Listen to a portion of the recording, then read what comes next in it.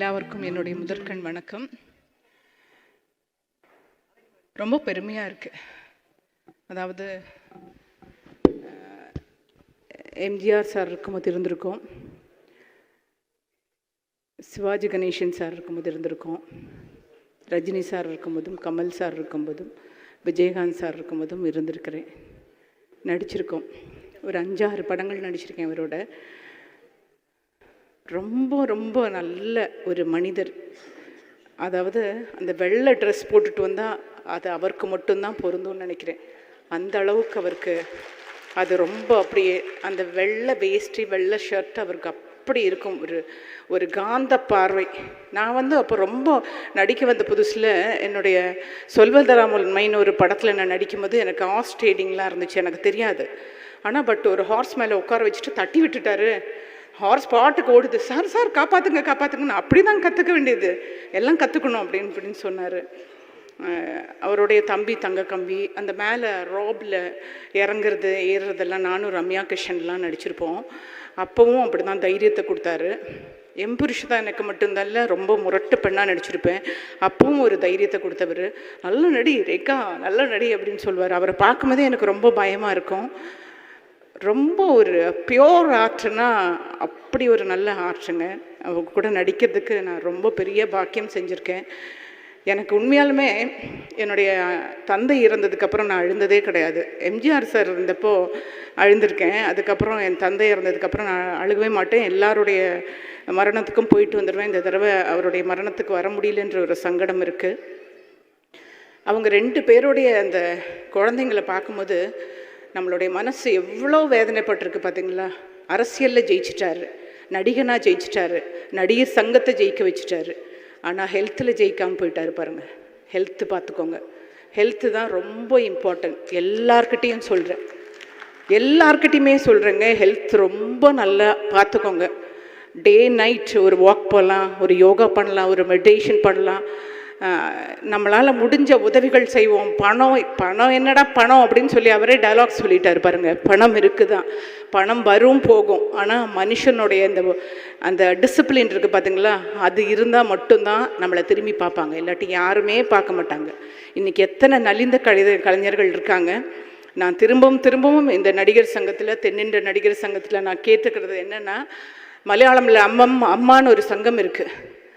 அதில் உங்களுக்கு ஓணமாக இருக்கட்டும், இல்லை மாதமாக இருக்கட்டும், இல்லை மாதம் ரிட்டையர்ட் பேமெண்ட்டாக இருக்கட்டும், எல்லாருடைய ஆப்ரேஷன்ஸ், எல்லாருடைய எல்ஐசி பாலிசி, அவங்களுடைய பணம்லாம் கரெக்டாக போய் சேர்ந்துடும். அந்த அளவுக்கு மேனேஜ்மெண்ட் நல்லாயிருக்கும். இங்கேயும் சொல்கிறேன், நமக்கு இருக்கிற இந்த கருத்து வேறுபாடுகள் எல்லாம் மாற்றி வச்சுட்டு நம்மளுடைய நடிகர் சங்கத்தை ஃபஸ்ட்டு நம்ம அதை கட்டி அந்த பில்டிங்கை ஓப்பன் பண்ணும்போது தான் அவருடைய ஆத்மா சாந்தி அடையும். இன்றைக்கி நம்மளை விட்டுட்டு போயிட்டாரு. நான் சொல்கிறேன், இதுவே ரொம்ப நாளுக்கு முன்னாடி அவரை எவ்வளோ பேர், எவ்வளோ மீடியாஸ், எவ்வளோ மீம்ஸ் போட்டு கிண்டல் அடிச்சுங்க. இன்றைக்கி படத்தெல்லாம் கண்டுபிடிச்சி அந்த வானத்தை போல மடம் படைச்ச புண்ணியவனேன்னு சொல்லி பாடுறீங்க. நம்ம மனுஷங்களை எல்லாருமே மறந்துடுறோங்க. பழசு எல்லாத்தையுமே நம்ம மறந்துடுறோம். அடுத்தடுத்த ஆளுங்களை, சிவாஜி கணேசன் சார் போனார், எம்ஜிஆர் போனார், கலைஞர் ஐயா போனார், ஜெயலலிதா அம்மா போனார். இறந்து போனதுக்கப்புறம் தான் அவங்களுடைய நல்ல இதெல்லாம் எடுத்து நம்ம பார்க்குறோம்.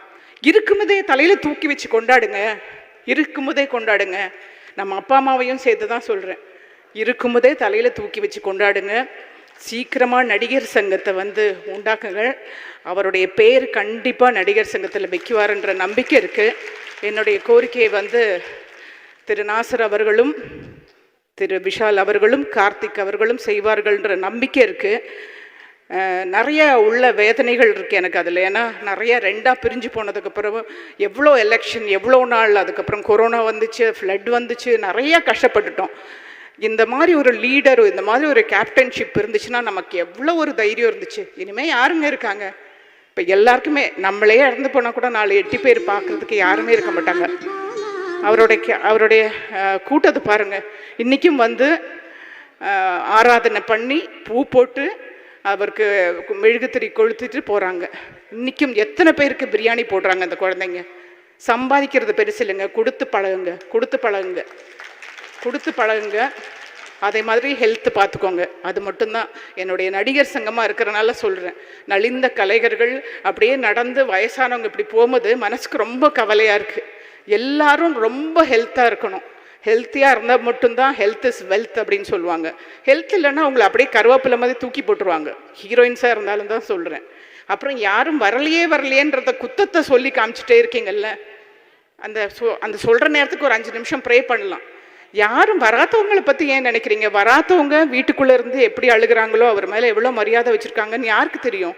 வந்தவங்களை பார்த்து ரதா ரவி அண்ணா ஒரு தடவை சொன்னார், நம்ம ஒரு கல்யாணத்துக்கு போனால் கூட அந்த கல்யாணத்தில் வாங்க வாங்க எப்படி இருக்கீங்க அப்படின்னு சொல்லுவாங்களாம். அதுக்கப்புறம் என்ன வீட்டில் யாரும் வரலையா? ஏன்டா நான் வந்திருக்கேன், என்ன கேட்க மாட்டேங்கிறன்ற மாதிரி. வந்தவங்களை பாருங்கள் எவ்வளோ பேர் வந்திருக்கீங்க.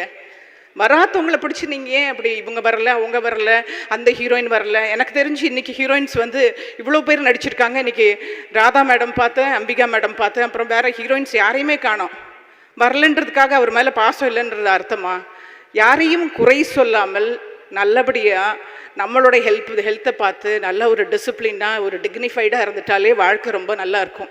அவருடைய மனசு ஆசைப்படுறது ரொம்ப நலிந்த கலைஞர்களுக்கு நல்லபடியாக எல்லாம் செய்யுங்கன்னு சொல்கிறது தான். அதை நானும் உங்கள் சார்பாக கேட்டுக்கிறேன்.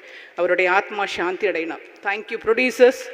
தேங்க்யூ ப்ரொடியூசர்ஸ்க்கெல்லாம் பிடிச்ச கதாநாயகனாக இருந்தார். Thank you so much. Thank you sir.